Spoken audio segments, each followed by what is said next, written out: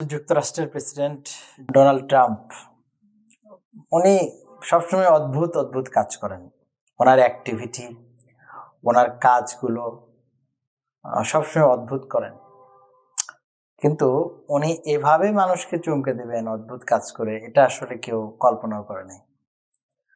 ভেনেজুয়েলার president Nicolas মাদুরোকে উনি ঘোষণা দিলেন যে মাদুরোকে আমি অ্যারেস্ট করে নিয়ে এসেছি। এটা তো কল্পনার বাহিরের একটা ব্যাপার। মানে এটা রূপকথাকেও হার মানায়। একটা দেশ আর এক দেশের প্রেসিডেন্টকে অ্যারেস্ট করে নিয়ে আসছেন। সেই দেশে কোনো যুদ্ধ করতে হয় নাই, কোনো বড় ধরনের কোনো ঘটনা ঘটে নাই। এটা কিভাবে সম্ভব? হ্যাঁ, এটা আসলেই বিশ্বের জন্য একটা নতুন ব্যাপার। আমরা আগের দেশের রাষ্ট্রগুলোতে শুনতাম যে এক দেশ আক্রমণ করে আর এক দেশের রাজাকে অ্যারেস্ট করে নিয়ে আসছে নিজ দেশে। এটা রাষ্ট্র গঠনের আগে এই ব্যাপারগুলো ঘটতো, কিন্তু বর্তমান রাষ্ট্র ব্যবস্থায় প্রত্যেকটা রাষ্ট্রের আলাদা সৈন্য আছে, আলাদা নিরাপত্তা ব্যবস্থা আছে, প্রেসিডেন্টের জন্য আলাদা নিরাপত্তা বলয় আছে। সেগুলোকে ভেদ করে তাকে একটা দেশে নিয়ে যাওয়া হলো। এটা একবার অবাক ব্যাপার। তাও সেটা আমরা জানছি কিভাবে? এটা আমরা জেনেছি হচ্ছে যে রাষ্ট্রটা নিয়ে গেল সেই রাষ্ট্রের প্রেসিডেন্টের কাছ থেকে। কিভাবে ঘটলো ব্যাপারটা আপনারা সবাই জানেন। রাত 12টার, স্থানীয় সময় রাত 12টার পরে প্রেসিডেন্ট তার বাসভবনে ছিলেন, তার বেডরুমে ছিলেন। সেখানে আক্রমণ করে প্রেসিডেন্ট এবং তার ওয়াইফকে তুলে নিয়ে যাওয়া হয়। এখানে অবশ্যই অনেকগুলো ব্যাপার ঘটেছে। এখানে কিউবার দাবি করেছে যে কিউবার 32 জন সেনা কর্মকর্তা সেখানে ছিল, 32 জন নিহত হয়েছে, এবং ভেনেজুয়েলার আরো অনেক নিরাপত্তার দায়িত্বে থাকা সৈন্য হত্যার শিকার হয়েছে। কিন্তু সেখানে আমেরিকার যে বাহিনীটা সেখানে আক্রমণ করেছে, তাদের আসলে কতজন অ্যারেস্ট হয়েছে বা কতজনের সেখানে নিহত হয়েছে এরকম কোনো নিউজ কিন্তু কোনো পক্ষ থেকে বলা হয়নি। এই যে ব্যাপারটা, এই ব্যাপারটা আসলে কেন? দেখেন, দ্বিতীয় বিশ্বযুদ্ধের পরে আমেরিকা কিন্তু তাদের মতো করে একটা বিশ্ব ব্যবস্থাকে সাজিয়েছে। আমেরিকা ন্যারেটিভ তৈরি করেছে। আমেরিকা সারা বিশ্বের অর্থ ব্যবস্থাকে নিয়ন্ত্রণ করার জন্য তারা IMF করেছে, তারা ওয়ার্ল্ড ব্যাংক করেছে, তারা কিন্তু সারা বিশ্বের মানবাধিকারগুলোকে তাদের মতো করে নিয়ন্ত্রণ করার জন্য বিভিন্ন মানবাধিকার সংস্থা করেছে, তারা রাষ্ট্রগুলোকে নিয়ন্ত্রণ করার জন্য জাতিসংঘ করেছে। এরকম অনেকগুলো ব্যবস্থার মাধ্যমে কিন্তু তারা বিশ্বকে দ্বিতীয় বিশ্বযুদ্ধের পর থেকে 1945 সালের পর থেকে কিন্তু তারা এই রাষ্ট্র ব্যবস্থাগুলোকে নিয়ন্ত্রণ করছে। এভাবে সবচেয়ে বেশি তারা যে নিয়ন্ত্রণ করছে সেটা হচ্ছে কারেন্সির মাপকাঠিকে তারা হচ্ছে তাদের যে আমেরিকান ডলার, এই ডলারের আনুপাতিক কারেন্সিগুলো সারা বিশ্বের কারেন্সিগুলো নিয়ন্ত্রিত হয়। তো ডলার যতদিন কারেন্সির মাপকাঠি থাকবে ততদিন কিন্তু আমেরিকার অর্থ ব্যবস্থাকে কেউ ফেলতে পারবে না। আমেরিকা এই অর্থ ব্যবস্থাকে কেন্দ্র করেই আমেরিকা সামরিক দিক থেকে উন্নতি করছে, বিশ্ব ব্যবস্থাগুলোকে পুরোটাকে নিয়ন্ত্রণ করছে, এবং আমেরিকার সবচাইতে যে কাজটা করছে সেটা হচ্ছে যে আমেরিকা পলিসিগুলো ঠিক করে দিচ্ছে। আমেরিকা যখন কাউকে নিষেধাজ্ঞা দেয় তখন কিন্তু সে বলে আমার তেল সে কিনতে পারবে না, আমার অস্ত্র এর কাছ থেকে অন্য কেউ কিনতে পারবে না, এমন ভাবে সিস্টেমগুলো করে দেয়। তো এই রাষ্ট্র ব্যবস্থার মধ্যে আমেরিকা আসলে কেন তার পার্শ্ববর্তী দেশ ক্যারিবিয়ান অঞ্চলের একটা দেশ ভেনেজুয়েলার প্রেসিডেন্টকে এভাবে উঠে নিয়ে আসলো? আমেরিকা আসলে কি চায়? আমেরিকা প্রথমত যেটা চায় সেটা হচ্ছে ভেনেজুয়েলা একটা সমাজতান্ত্রিক দেশ, সোশ্যালিজমের একটা দেশ। সে এর মাধ্যমে বিশ্বের অন্যান্য রাষ্ট্রকে একটা বার্তা দিতে চায় যে আমি আমেরিকা, আমার এরকম অভিনব ক্ষমতা আছে।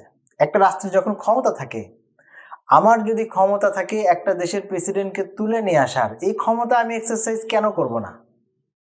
আমেরিকা প্রথমে তার পাওয়ারটা দেখাতে চায় এবং এর মাধ্যমে সে অন্যান্য রাষ্ট্রগুলোকে একটা বার্তা দিতে চায়, আমি আমেরিকা, আমার এই পাওয়ার আছে। ফার্স্ট। সেকেন্ড হচ্ছে আমেরিকা আমেরিকার মানে তার পলিসির একটা বড় জায়গাগুলোতে থাকে হচ্ছে তেল। সে তেলের জন্য সৌদি আরবকে তার বলয়ে রেখেছে দীর্ঘদিন ধরে। তেলের জন্য সে ইরাক আক্রমণ করেছে এবং এই ঘটনার পিছনে একটা বড় কারণ হচ্ছে সে ভেনেজুয়েলার তেলটাকে কুক্ষিগত করতে চায়। বলা হয় যে ভেনেজুয়েলায় সবচেয়ে বড় তেল মজুদ আছে এখন এবং সম্ভবত বিশ্বের 20-25% তেলের মজুদ ভেনেজুয়েলায় আছে। এই তেলটা তার প্রয়োজন। ভেনেজুয়েলা কিন্তু আমেরিকার কাছে তেল বিক্রি করতো না। ট্রাম্প অলরেডি বলে দিয়েছে যে আমার দেশের বড় বড় কোম্পানিগুলো ভেনেজুয়েলায় যাবে, তাদের তেল উৎপাদন করবে, তেলগুলো বিক্রি করে সেই অর্থ দিয়ে ভেনেজুয়েলাকে উন্নত করবে। হ্যাঁ, টাকা দিয়েই কিনবে, কিন্তু আমি তোমাকে দিতে চাই না, টাকা দিয়েও দিতে চাই না, আর সে আমার কাছে এসে জোর করে নিতে চায়। এটাই তো সন্ত্রাসী। এই কাজটাই তো ডোনাল্ড ট্রাম্প করছেন। এটা একটা। আরেকটা ব্যাপার হচ্ছে অন্যান্য রাষ্ট্রগুলোকে যে বার্তা দিতে চায়। আমার যেটা মনে হয় মূলত ট্রাম্পের টার্গেট হচ্ছে ইরানকে এবং হামাসকে ভয় দেখিয়ে নিয়ন্ত্রণে নিয়ে আসা। ইরানে আপনারা জানেন অলরেডি ইরানে বিক্ষোভ চলছে মুদ্রাস্ফীতির জন্য। ইরানের সরকারের সাথে বিক্ষোভকারীদের একটা বড় ধরনের সংঘর্ষের দিকে যাচ্ছে। ট্রাম্প এখানে হুমকি দিয়ে রেখেছেন যে যদি সরকার যদি তাদের ওপর বল প্রয়োগ করে তাহলে আমেরিকা এখানে হস্তক্ষেপ করবে। সে মূলত ইরানকে দমাতে চায়, ইরানকে শিক্ষা দিতে চায় এবং একই সাথে এই আলোচনা চলছে যে হামাসকে কিভাবে অস্ত্র থেকে দূরে রাখা যায়, অস্ত্র সমর্পণ কিভাবে করে এবং সেখানে মূলত হচ্ছে ইসরায়েলকে একটা স্থায়ী স্থাপনা দিতে চায়। এটা একটা বড় কারণ। এর মধ্যে আরো ছোট ছোট ট্রাম্পের অনেকগুলো চাওয়া আছে। সে গ্রিনল্যান্ডের নিয়ন্ত্রণ চায়, অলরেডি বলেছে। পাশের দেশগুলো, কিউবা, বলিভিয়া, এইরকম দেশগুলো, উরুগুয়ে, প্যারাগুয়ে, ল্যাটিন আমেরিকার দেশগুলো আছে, এই দেশগুলোতেও সে নিয়ন্ত্রণ করতে চায়, তার নিয়ন্ত্রণে নিয়ে আসতে চায়। সে মূলত এক ঢিলে সবগুলো পাখি মারতে চায়। কিন্তু যেটা করেছে ট্রাম্প, সেটা আন্তর্জাতিক সব আইনকে লঙ্ঘন করা হয়েছে। ন্যূনতম মোরালিটি যেখানে দেখানো হয় নাই। আমেরিকা সবচেয়ে বেশি মানবতার কথা বলে, মানবাধিকারের কথা বলে। এইভাবে একটা যুদ্ধ করলেও যুদ্ধের ঘোষণা দিতে হয় যে আমি তোমার সাথে লড়াই করব। এভাবে একটা দেশের রাষ্ট্রপ্রধানকে অ্যারেস্ট করে নিয়ে যাওয়া, ঠিক আছে, শক্তির প্রয়োগ হতে পারে, কিন্তু আগামী দিনের রাষ্ট্র ব্যবস্থা, অন্যান্য রাষ্ট্রনায়করা কিভাবে এই বিষয়গুলো হ্যান্ডেলিং করবে, এটা কিন্তু একটা প্রশ্ন থেকে যায়। এবং আগামী দিনে এভাবে চললে বিশ্ব ব্যবস্থা একটা বড় ধরনের পরিবর্তন আসতে পারে। এমন হতে পারে ছোট ছোট রাষ্ট্রগুলো বড় রাষ্ট্রের দিকে যেতে পারে। আমরা দেখতাম যে রাষ্ট্রগুলো স্বাধীন হচ্ছে, সামনের দিনে এমন হতে পারে যে ছোট ছোট রাষ্ট্র মিলে অনেক বড় মিলে একটা রাষ্ট্র হতে পারে। কারণ যদি স্বাধীনতা না থাকে, যদি নিজের দেশের সার্বভৌমত্ব না থাকে, সেই রাষ্ট্রগুলো গঠন করে আসলে লাভ কোথায়? তাহলে কি আমরা তৃতীয় বিশ্বযুদ্ধের দিকে যাচ্ছি? আমরা জানি না কি হয়, তবে আমরা দেখি এরপরে কি হয়।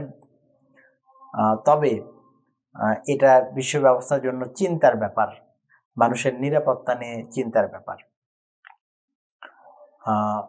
আমরা যখন কথা বলছি তখন মাদুরোকে নিউ ইয়র্কের একটা আদালতে নেওয়া হচ্ছে তার বিরুদ্ধে অভিযোগ তিনি মাদককে উস্কে দিয়েছেন, মাদক চোরাচালানি করেছেন আমেরিকায়। এই জন্য তাকে আমেরিকার আদালতে বিচার করা হচ্ছে।